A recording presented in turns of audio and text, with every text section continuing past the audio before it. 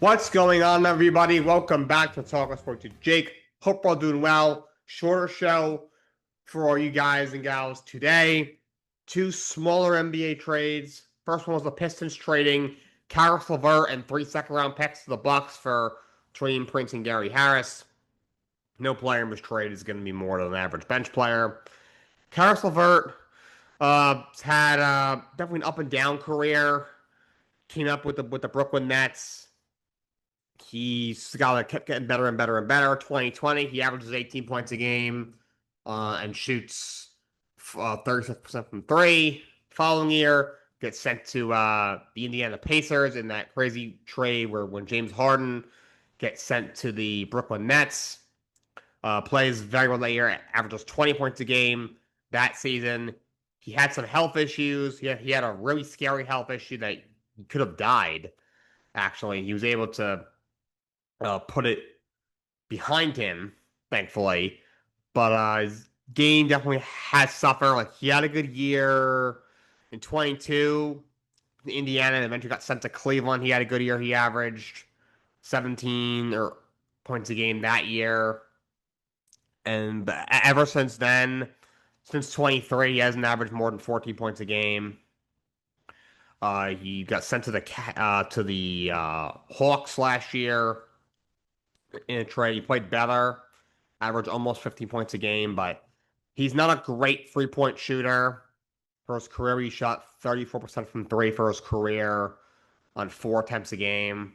This year shot past year with Detroit in 60 games off the bench, averaged 7 points a game, shot 33% from three on 3 attempts a game. So he's not a great 3-point shooter. He's just a very mediocre bench player at best.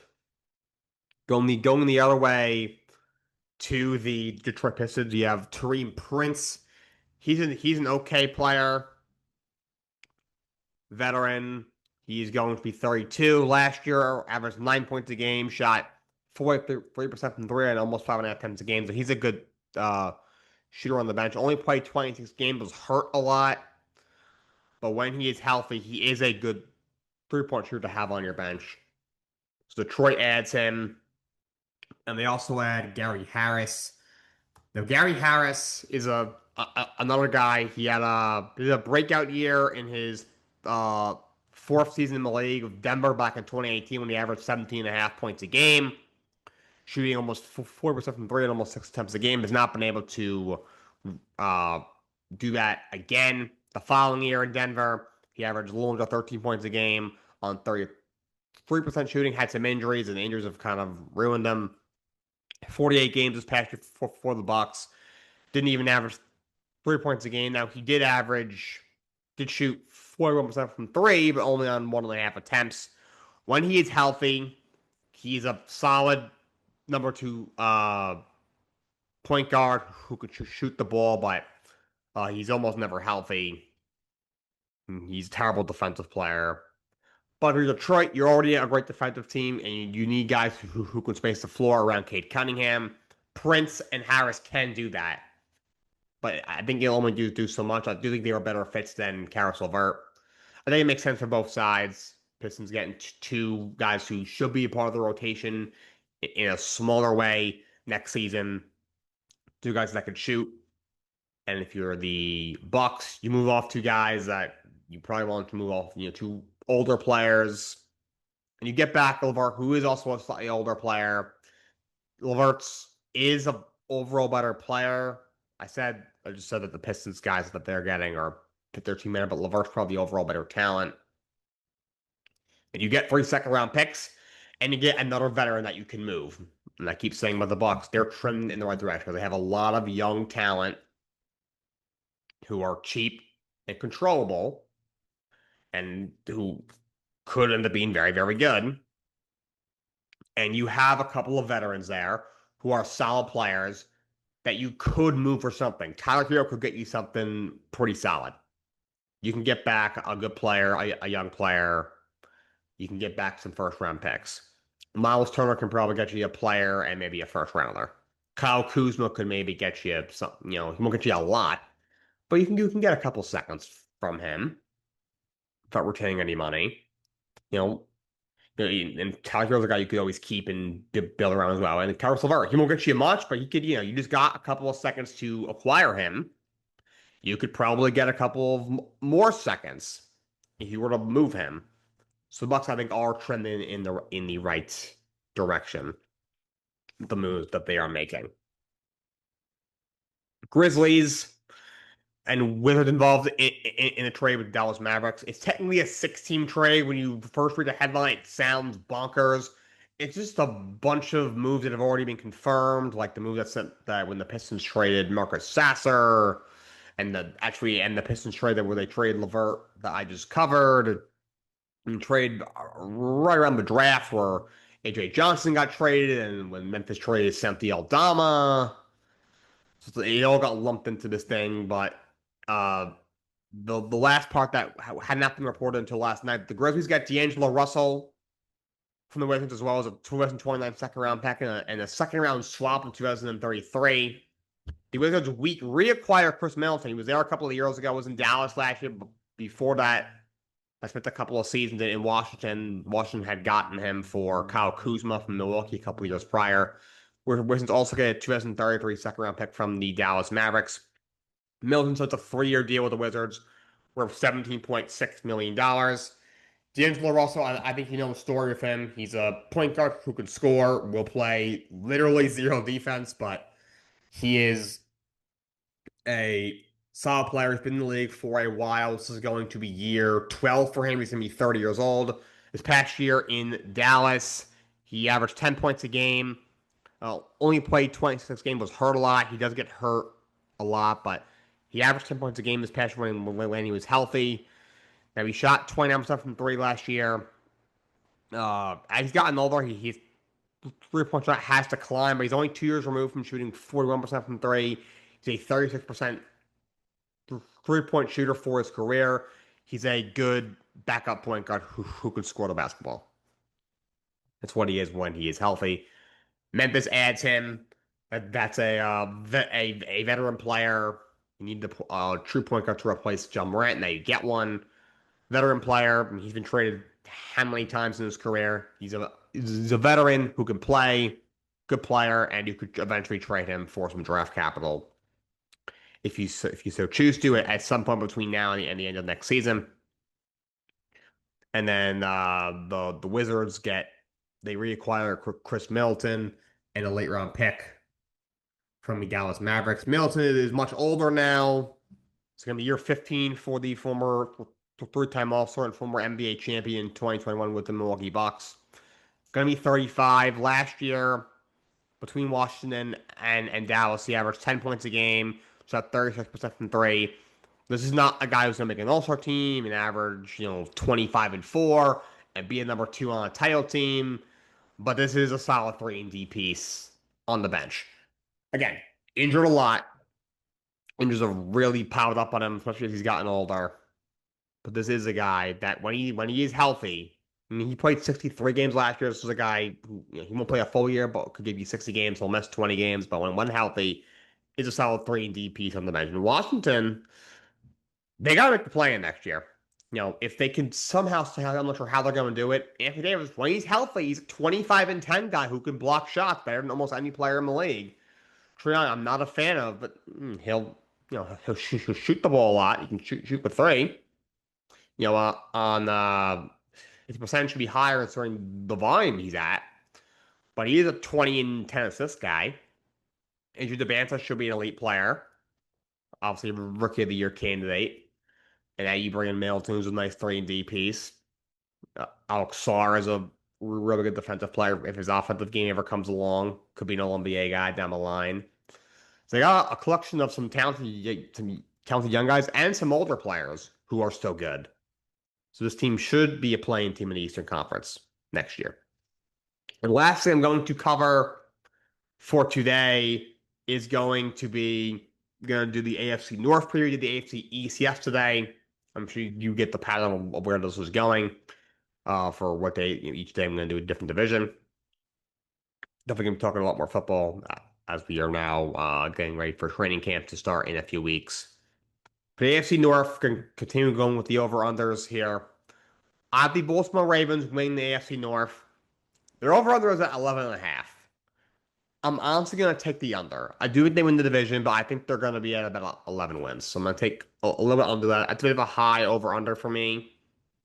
So the Ravens in the offseason, they do add Trey Hendrickson. You had the whole Max Crosby debacle. You make a trade. You trade 2 first-round picks for Max Crosby. To go, it's a huge trade. He fails his physical. You end up making the trade fall through. Instead, you sign Trey Hendrickson instead. 4-year deal for what 120 or 130 million dollars, whatever it was. You sign him to a huge deal. Instead, this is a good team. Lamar Jackson last year missed a few games, was battling injuries pretty much the whole season. I expect him to be healthier this year. He better be because the rest of the core worker is Tyler Huntley, who absolutely sucks.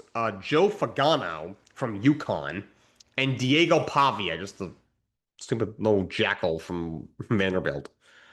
Obviously, Derrick Henry, I mean, look, the guy's going to be 32, which is old for a running back, but he's showing no signs of slowing down to this point for the most part. Don't know why that will change. You did lose a couple of pieces in the offseason. You lose Isaiah Likely, a good young tight end, a legit red zone threat. This forces Mark Andrews to now be the number one tight end, and as good of a career as he has had, I don't know why they extended him toward the end of last year on a 3-year deal, which meant they had to lose Isaiah Likely. I would have extended Likely and let Mark Andrews walk. Andrews is still an excellent blocking tight end. He's still a very good run blocking tight end, but he's no longer the pass catcher that he once was. I think it worked better having Isaiah Likely as the number one pass catcher and the red zone threat, and Andrews, as the number two pass catching tight end, and the guy who was, going to focus mainly in the blocking area. So that's something that I think that was a mistake on the Ravens' part. On the offensive line, so you bring back John Simpson, who's an okay guard. Losing Tyler Linderbaum is definitely going to be, I think they're going to miss him a lot. I'm not saying that they're going to pay for him $27 million a year for a center is ridiculous, but he was one of the best ones in the league. Your starting center right now is projected to be Corey Bullock, who I've really never heard of. He's 24 years old, second year man out of Maryland.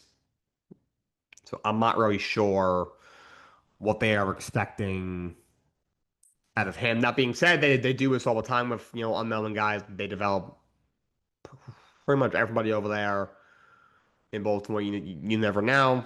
You still have a couple of all pros in that line at tackle and Ronnie Stanley and Roger Rosegarden. You drafted Vega Yane in the first round. I think he'll be a very good guard in the NFL.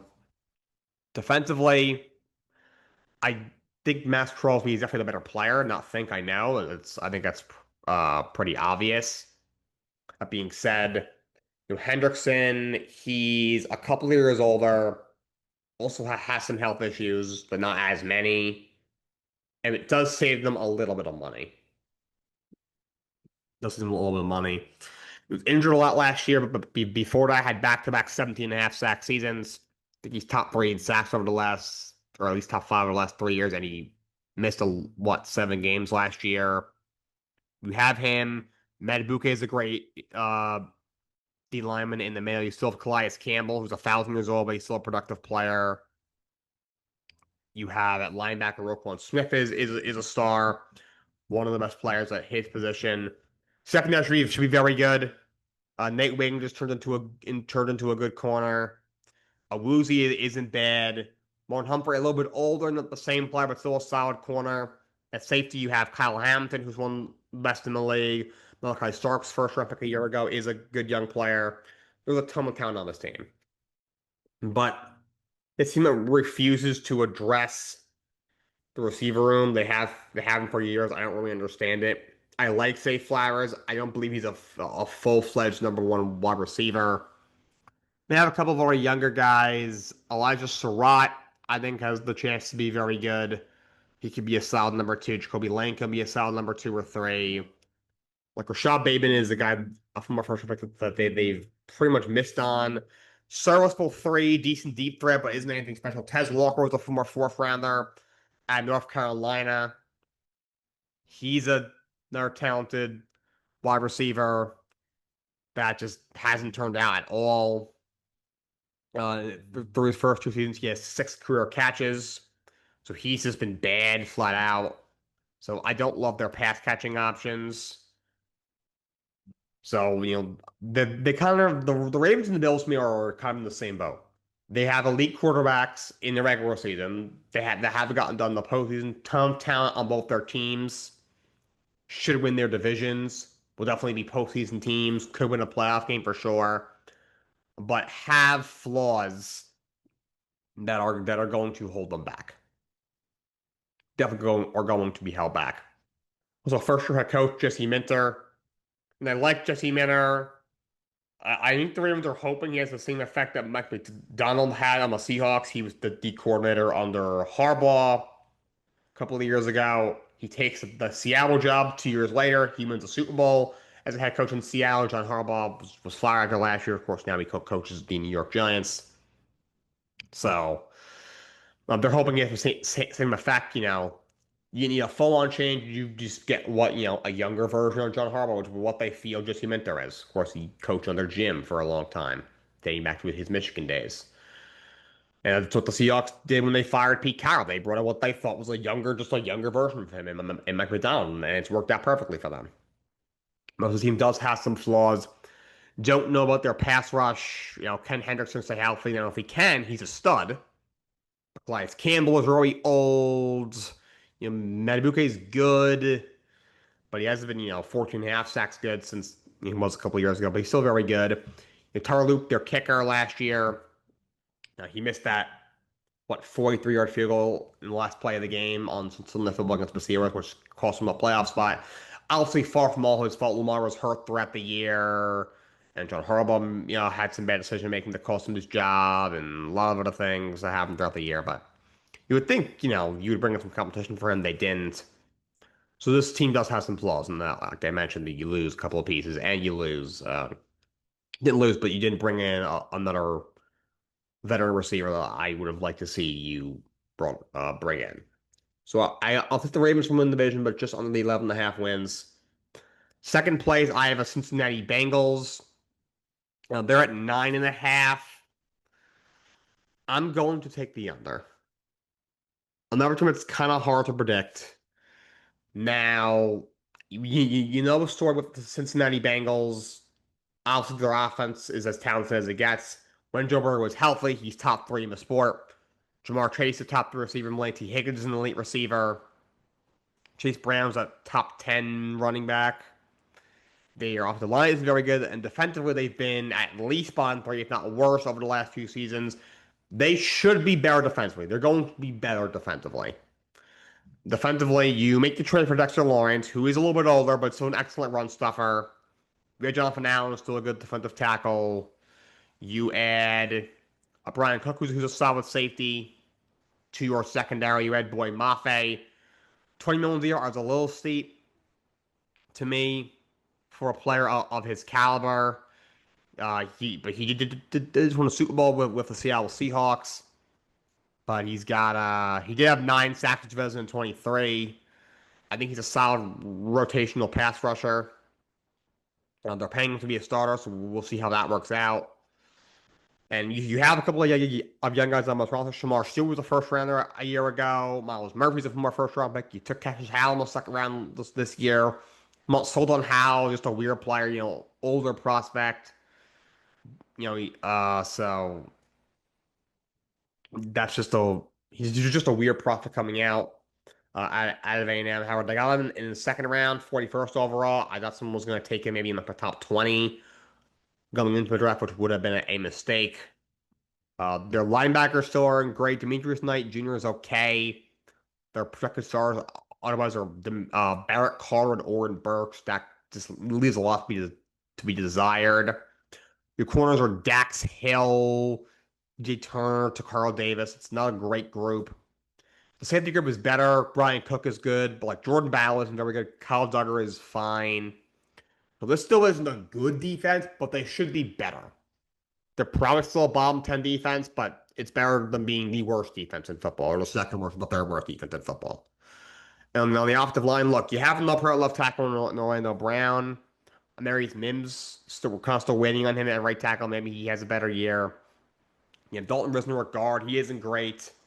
Karras isn't a bad center, but your left guard right now is projected to be Dylan Fairchild, who isn't very good. So I just don't have confidence that they're going to be able to keep Joe Burrow upright. I mean, look, they have Joe Flacco there as a backup. He's a guy who's 4 years old, has played forever, Super Bowl MVP back in 2011. So he can, you know, hold the fort down for a few games, but if Burrow's going to miss 9 games like he did last year, I don't think this team's not going to be able to recover. That's not going to happen. But if he stays healthy or even keeps him to missing even like less than 3 games, this is a very talented team. But again, they have flaws. We all know what the issues are defensively. We all know the issues are on the offensive line. Zach Taylor's not a head coach. Not sure why he is still there. So I have him at 9-8 and like fighting for a playoff spot. I think that's where they're going to be. In third place in this division, I have the Pittsburgh Steelers. The Pittsburgh Steelers over under has been set. What I'm going to say might be surprising. It shouldn't be. It's an 8.5. I have them going under that. I didn't think twice about that one. And I was like, oh, they've what no 17 straight winning seasons, and they always find a way to be 9-8 or 10-7, no matter who the quarterback is, what the roster looks like. I understand that. But now going from Mike Tomlin to Mike McCarthy, that just never made any sense. So before Mike McCarthy is just white Mike Tomlin, an overweight Mike Tomlin. He's not a bad coach. He's a decent coach. He did win a Super Bowl with Aaron Rodgers in 2010, 16 years ago. I'm a year out of college. I was 8 years old when that happened. But just I look at this team. They did some nice things in the offseason. You add a legit number two wide receiver in Michael Pittman. He's a solid number two wide receiver.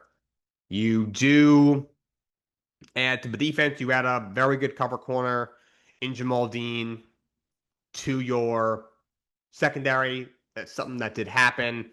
You draft a tackle in the first round in Max Ihanakor, who I think could be very good. You take a flyer on Jeremy Bernard, the receiver, out of Alabama in the second round. I think he could be a good receiver in the NFL. Weapons are better. I like them signing Rico Dowdle. He's a good running back. Very, very solid runner. I think he's a good fit next to Jalen Warren. As good as Kenneth Gainwell was last year, I think Dowdle fits better next to Jalen Warren than Kenneth Gainwell does. I think he's overall just a better player. But the offensive line really concerns me. Robert Jones, my first round pick. He's got that severe neck injury. I don't know what his status is, if he'll be ready for the season, how many games he's going to play. Trevor Tyner from our first round pick has just kind of been okay. And Zach Frazier's been a pretty good center from our second round pick, and they've put a lot of draft capital into his offensive line. Jones was a first rounder, Fatine was a first rounder, Hanaker was a first rounder, Frazier was a second rounder. Mason McCormick is a good guard. But like your starting left guard right now is Spencer Anderson. I don't know who that is. So the offensive line is really concerning, especially when your quarterback is Aaron Rodgers and he's 42 years old and he physically can't move anymore. He can still press the ball better than a lot of quarterbacks. I will give him that. Rodgers is a first ballot Hall of Famer. I don't like the guy, but he's had an amazing career, even with some of the playoff struggles he's had since the Super Bowl in 2010.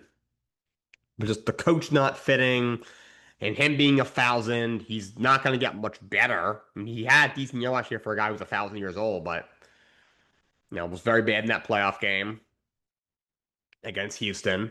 And now he's 42 with a concerning offensive line. And defensively, I don't like their defense either. First of all, it's old. Like, TJ Watt is still an excellent edge rusher, but not quite the player that he once was. And like Derek Harmon was your first rounder a year ago. He wasn't great as a rookie. And Cameron Hayward, he's still very good. He's probably a future Hall of Famer in his own right. He's still there. You have Sebastian Joseph Day there as a rotational D lineman. Maybe Jack Sawyer plays a little better from his rookie year. We'll see what happens. Linebackers, Alex Highsmith is a good player. And Patrick Queen's a good inside linebacker. You have, depth there with Peyton Wilson and Cole Holcomb. Even Jamin Davis wasn't very good, but, as a third string linebacker. You could do worse. You got a nice group of corners. Joey Porter Jr. is very good. Jamal Dean's a good player. Ramsey can still, handle himself. Your safeties, Jaquan Brisker is pretty solid. Deshaun Elliott's okay, but it's an older group. I don't like what they have on the inside. You got to play Derrick Henry twice a year. The Browns, as bad as they are, they have a good running game. You got to play Chase Brown twice a year. Just to me, the roster on paper is not bad, and it's probably better than it was last year on paper, but just way too many flaws for me. And it was definitely the right move to move off of Mike Tomlin and his staff. That needed to happen, but just to bring in Mike McCarthy, like what was the point? You're still going to probably, on paper, you should be a 9-win team. I don't think you're going to be that. The back half of their schedule was rough. Like even their easy games, which a divisional game against the Browns, you never know what's going to happen in those divisional games. Like they have the Titans late in the year, and I don't think the Titans are that great of a team, but they're going to be on the were last year.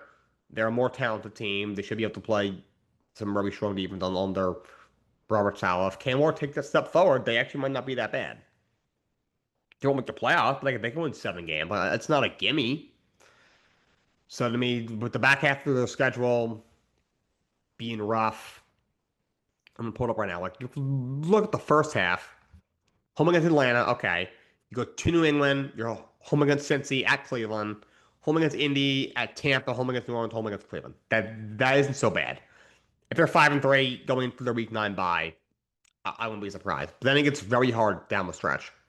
At Cincy, at Philly, home against Denver, home against Houston, at Jacksonville, home against Baltimore, home against Carolina, at Tennessee, at Baltimore. Like the easiest game there is Tennessee in Week 17. It's on the road. A couple of home games. That's a team that, I project as a fun, not so great team, in a rebuild. Should be tough-ish to play against. They should be able to play some good defense with Robert Saleh. Good luck managing the clock over there, but they'll play some good defense. Probably are going to be eliminated from playoff contention. They're going to have nothing to lose. And there's no point of them tanking because they already have the quarterback. They're not going to be drafting a quarterback next draft, so you're not going to be tanking. And if Pittsburgh's under a lot of pressure to win in order to get into the playoffs, and Titans just it's kind of happy to be here, that's it. That seems like I guess the correct term is trap game, is what I'm trying to say. So, I don't see that many wins on the back half of their schedules. Even if they go 5-3, you're saying they got to go 4 and even 4-5 to me is a bit of a stretch. Now again, it's hard to look at the schedule. I got to go through the schedule each game for each team is going to project. You can't predict, injuries and this guy breaks out, and this guy has a down year, or this happens and that happens.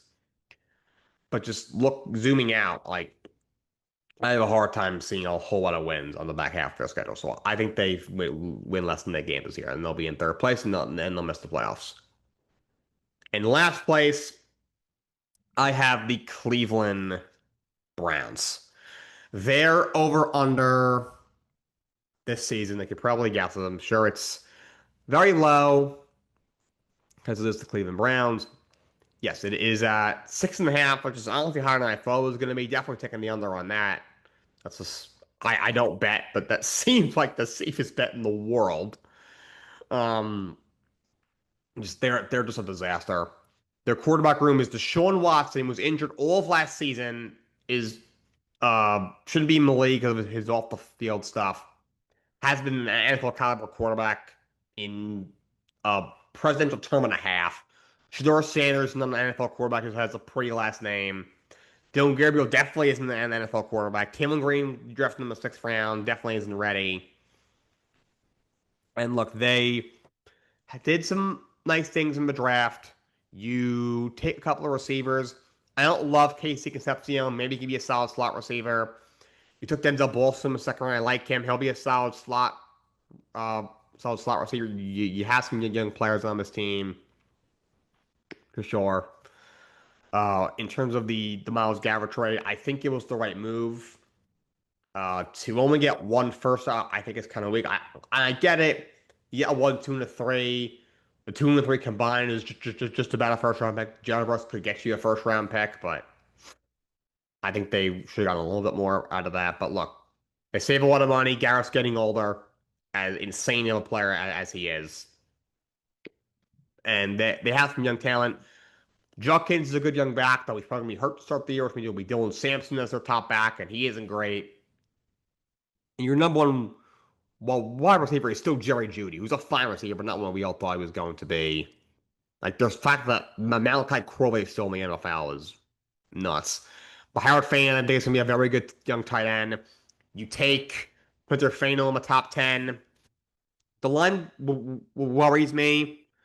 I said before, good on them for actually being able to, on paper, put out there, five starting-ish caliber offensive linemen, concerning their whole O-line was hitting the free agent market. But TJ Howard is fine at right tackle. 20 million is a little steep for him, but the pick he gave up was not very high at all. It was like it was a fifth round pick in this past draft. He's hurt a lot. Like Elton Jenkins, still a very good center, can play all over the line. He's always hurt. Zion Johnson hasn't been great. He's just kind of been fine. It's being a first round pick guard. Tevin Jenkins is pretty good. You take Fano in the top 10. I think Spencer Fano is going to be a very good offensive lineman. I don't think he's a left tackle. I think he will either be a right tackle or a guard. So I don't expect the offensive line to be very good. However, the last 2 years have been a disaster. It cannot be any worse. But you do have some depth there. You have DeJuan Jones there, the swing tackle, Kendrick Green and Zach Zinter as backup guards. Those guys aren't very good, but as backups, you could do worse. There is still some talent defensively. Jared Verse is a very good edge rusher. Now, is he hat from player Miles Garrett is? No, but Miles Garrett's had one of the greatest peaks of all time for an edge rusher. Jared Verse is very, very good. He's young. He's cheap. Mason Graham in the middle, first round pick last year. I've always liked him since he's Michigan days. Carson Schlesinger was the defensive rookie of the year. He's a very good young linebacker. In a secondary, Denzel Ward's still a good corner, even though he's getting older. Tyson Campbell is a good corner. You have Brent Delpit at safety. He's a solid player. So they should still have a solid defense. Also, their coach is Todd Monken. He's not an NFL head coach. I don't even know if he's an NFL offensive coordinator. I really think he belongs at the University of Georgia as their offensive coordinator. I just think that's where he belongs. Now, he was an okay OC in Tampa. I think he was OC of Cleveland a few years ago, actually. He was meh. At Georgia, he did a very good job, and he went back to Baltimore last year to be the offensive coordinator for John Harbaugh. Wasn't great. I think that's where he belongs. But this team's going to be bad. They have no passing game. Their running game until Judkins gets back isn't going to be great either. They're going to be very bad offensively. I mean, they're definitely going to lose less than six games this coming season, and they will be in last place in the AFC North. Definitely a team that will be in the market for a quarterback in the 2027 NFL Draft. All I got for you guys today. Till next time, so long. Have a great day.